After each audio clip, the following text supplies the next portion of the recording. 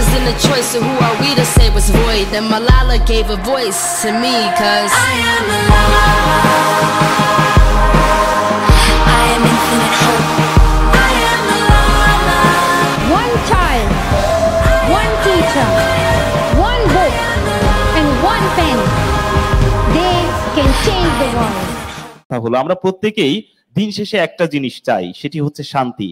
এবং সেই শান্তির বার্তা নিয়ে যিনি জঙ্গির গুলিকেও কখনো ভয় করেননি, সর্বকনিষ্ঠ নোবেল বিজয়ী এখন আসছেন Malala Yousafzai. Life isn't a choice, so who are we to say what's void? Then Malala gave a voice to me, cause I am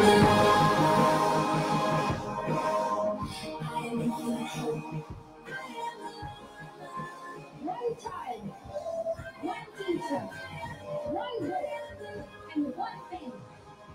They can change the world. One child, one book, one pen, and one teacher can change the world. ধন্যবাদ মাননীয় pilot আমাকে বক্তব্য দেওয়ার সুযোগ করে দেওয়ার জন্য।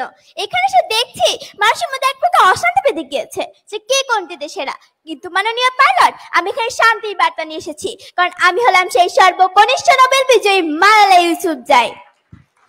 আমি সেই নারী যে কিনা 2014 সালে শান্তিতে নোবেল পুরস্কার পেয়েছিল। 2014 সালে একবার আমাকে টিনেজার অব দ্য ইয়ার ঘোষণা করা হয়। সেই তখন থেকে প্রতিটা বেড়ে ওঠা মেয়ের কাছে আমি আদর্শ। আমি মেয়েদের দুর্ভোগ ও নিজের জীবনী নিয়ে 10টি বই লিখেছি। আমি যদি নিজের জীবনী নিয়ে 10টি বই লিখতে পারি, তাহলে জেকে রাউলিংয়ের মতো জাদুর গল্প লেখা কোনো ব্যাপারই না। মাননীয় পাইলট, এখানে যে বসে রয়েছে টেলর সুইফট, তিনি কি পারবেন তার গান শুনে এখানে উপস্থিত সকলকে শান্ত রাখতে? যেটা কখনোই সম্ভব নয়, কারণ আমরা খবরের কাগজ খুলে দেখতে পাই যে তার কনসার্টে মারামারি বেঁধেছে। তাই তিনি পৃথিবীকে শান্তি দিতে পারবেন না, তাই তার বেঁচে থেকে কোনো লাভই নেই। মাননীয় পাইলট, আমার পুরস্কারের মধ্যে রয়েছে জাতীয় শিশু শান্তি পুরস্কার, যুব শান্তি পুরস্কার ও সাইমন দ্য ব্যাবিয়ার। মাননীয় পাইলট, আপনি নিশ্চয়ই জানেন আমি একটি উন্নয়নশীল দেশের নাগরিক, যে দেশে কিছুদিন আগেও নারীদের শিক্ষার কোনো অধিকার ছিল না। এই শিক্ষার অধিকার আদায়ের জন্য আমি সংগ্রাম করেছিলাম, এর জন্য আমাকে গুলি পর্যন্ত করা হয়েছিল কিশোরী অবস্থায়। মাননীয় পাইলট, ভাবতে পারছেন ঠিক কতটা মানত্ব? তবু আমি পিছু পা হইনি। এই যে দীপিকা পাডুকোন, তিনি তো আমাদের মতো সংগ্রামী নারীদের বায়োপিক নিয়ে মুভি তৈরি করেন, সেটি আপনারা ছাপ্পাক মুভি দেখলেই তার প্রমাণ পেয়ে যাবেন। মাননীয় পাইলট, আমি প্রতিষ্ঠা করেছি মালালা ফান্ড। 12 বছর পর্যন্ত মেয়ে শিশুদের স্বাধীনতা ও অধিকার নিয়ে এই সংগঠনটি কাজ করছে।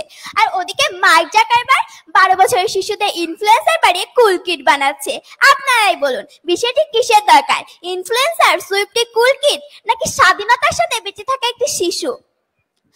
এছাড়াও এখানে আমাদের শাহরুখ খানের কোনো রোমান্টিক সিন দেখারও সময় নেই।